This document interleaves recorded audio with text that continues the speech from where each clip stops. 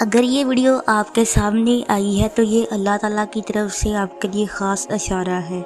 تھک گئے ہو؟ بس تھوڑا سا انتظار باقی ہے۔ تمہاری چاہت کو اللہ کی چاہ بنانے کے لیے تھوڑی اور اطاعت باقی ہے۔ جس آزمائش کے لیے اللہ نے تمہیں چنا ہے اس کا ابھی انعام باقی ہے۔ دعا مانگتے رہو، ٹھیک ہو جائے گا سب، کیونکہ ابھی مشکل کے ساتھ آسانی باقی ہے۔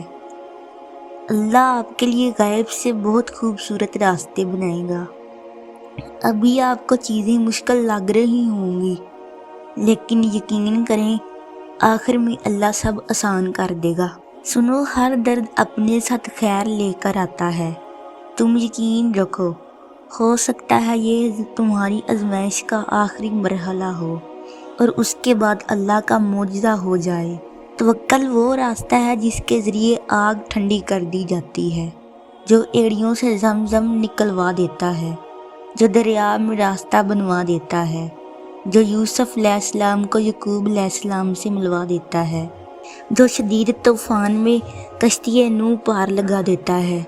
تو پھر کیا تم اپنے رب پر توکل نہیں کرو گے، جو ناممکن کو ممکن کرنے کی قدرت رکھتا ہے؟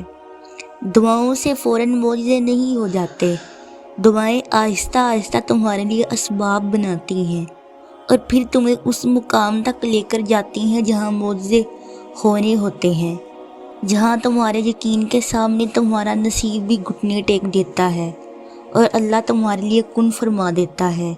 اس لیے مایوس مت ہو، صبر کرو اور دعا جاری رکھو، جلد ہی تمہیں تمہارے صبر کا پھل ملے گا۔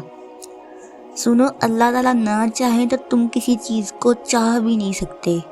اللہ تعالیٰ دل میں تڑپ اس لیے پیدا کرتے ہیں تاکہ تم دعا کے ذریعے اس چیز کو حاصل کر لو۔